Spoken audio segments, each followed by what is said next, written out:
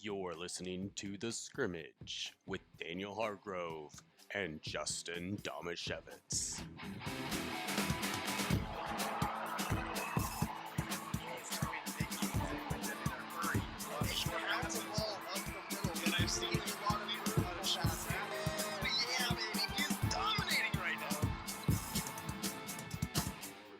You know, it's hard because I think you see a lot of times that syndrome of I wasn't that good, or if coach would have put me in, and all of that, state. all of those attitudes. Because Uncle Rico was a parody of some guy we know. We all know some guy like that. And was that a little overblown? Maybe. I don't know. I've heard some guys talk pretty darn close to that. But it's like that attitude to then have a kid and want to live your life and redo your life and your childhood and your athletic career through that kid, sometimes it's just insane at how that is taking the precedence over what youth sports should be about. It's like, hey, your kid is an athlete. That's what he likes to do. Every kid is talented in different things. So we want to guide them to have fun in those things that they're talented or that they enjoy doing. Mm-hmm. You want to teach them hard work. You want to teach them perseverance. You want to teach them character building, like you said, how to work with a team in most sports, how to be a leader, whether they're the leader on the team or a leader on the team in various different ways that you can lead. You also want to teach them how to fail and how it's okay to fail and how you pick yourself back up from that. Not losing a game shouldn't be the worst thing in the world. There's all of these different great things in sports and in youth sports that you've mentioned and we've talked about, and people just completely miss it with, I need my kid to be the best and their team always has to win. And it's so hard, so frustrating. It is hard. And when I worked at the Vidette several years ago, I wrote a column about this, and it was generally sparked by the way I watched some coaches behave during Little League, not during the league season, but during the All-Star season tournaments, that I'm like, what is it that we're trying to teach the kids, and why do they play? Mm-hmm. Do they play so that they can watch their parents and their coaches have blatant disregard for an authority figure and treat them as subhuman? Yeah. Is that what we want to encourage? And I'm more than willing to admit, especially in basketball, I get caught up sometimes, and it's hard to not be screaming things onto the court that's something more than just good job, guys. Hustle down the floor, blah blah blah. Yeah, I'm on the outside looking in right now. Like, I lived it as the athlete side of it, but I'm nervous. Like, I have these conversations with you, and I talk to you about how you're raising your kids and how you're encouraging your kids in sports. And I'm nervous, honestly. Like, how will I react in those situations? How will I help my kids? How will I teach them? How will I, guide them and push them when they want to be pushed, but also not overwork them or something like that. It also,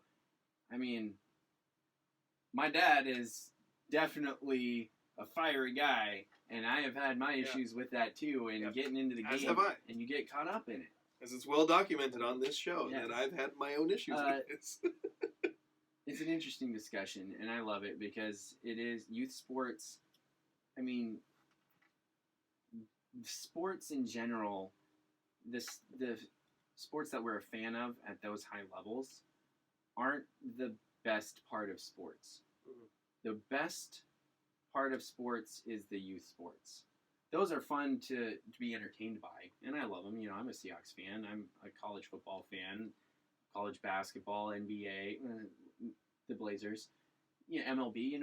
I'm a fan of those. I like to watch them. I like to see what these amazing players can do. But the best thing about sports to me is the enjoyment that kids can have playing a game. And that's what it is. It's playing a game. And so I think that is also lost in a lot of this. Right. People get so caught up in the outcomes. And really, it's not even, I had at one point with my older son when he was maybe around 10 or 11, and It was during a baseball season, and I think he was feeling a little deflated and discouraged. And I just had to, like, we went for a walk, and we had a chat. And I was like, I understand that you're frustrated, but if you are finding your value as a human in what's happening on the field, then you need perspective. Mm-hmm. Because you're well liked, you're doing great in school, you work harder than anybody else, you have extremely high character. You can't be devastated if you strike out. Yeah. Because you need to find your value as a human. You need to find your value as a person in who you are as a person, not what you do on the field. Exactly. And that's the dangerous line that we toe, wanting the kids to be successful, wanting them to know what it's like to work hard for something and feel that success, and not pushing them so hard that the success becomes what it's all about. Yeah, exactly. And again, there's that fine line, because we talked about Adam Bighill. He, in my opinion, locally, is the best example of getting every little ounce out of his talent that he could possibly do.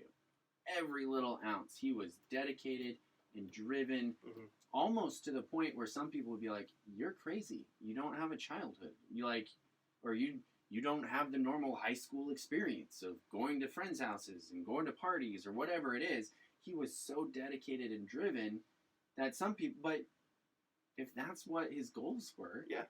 that's great. Now, forcing that on a kid is where it gets different. You know, that's what his drive was. That's what his goals were, to do that, and he did. And I think he got more out of his athletic ability than I don't know how he became so amazing without the absolute tenacity of hard work. And yet that's another way that you can teach kids, is like, yeah, if you want to get everything out of this as possible, I will help you. You know, and you're learning that hard work and that effort that you want to put in.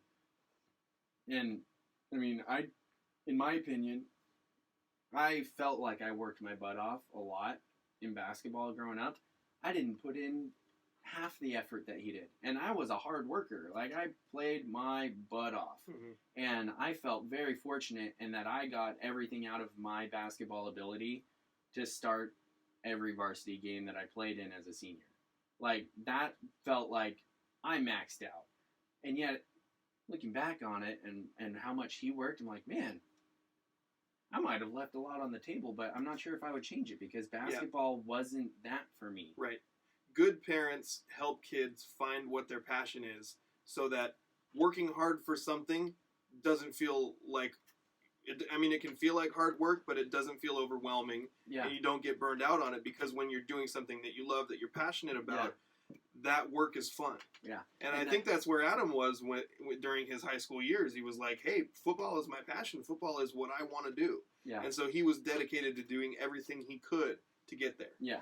Exactly. And there's also a different line between what you're passionate about, and what you're good at. Yeah. Because I think a lot of times as a parent, I'm not sure about this, but seeing other people parent, it's like, well, this kid's good at this, so I'm going to make sure he gets all he can because he's really good at it naturally. And sometimes the kid might not love it that much. And then, I mean, we've seen it multiple times in the area. Kid gets to a senior year, and yeah, he's really good. And he's just like, yeah, I just don't want to play anymore. Yeah. And Heck, so, we see that all the way to the NFL. yeah.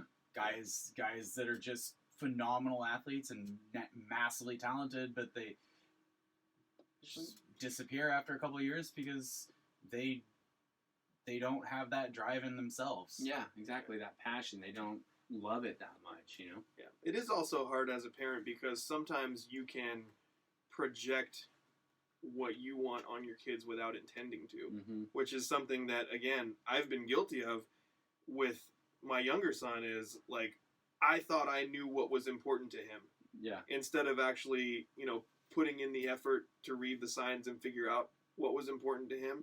I thought I knew, so I nudged him in the direction of things, and he hadn't just come out and said, no, I don't want to do this. Yeah. And I think it was because he felt it was important to me. And it's really hard sometimes you want to encourage them to do things, and you want to encourage them to do things that they're good at, but you can create other kinds of issues with your kids if you push them into things, even if it's gentle nudges. Yeah. Like, it takes a lot of effort as a parent to really guide your kids into their passions to work hard at things.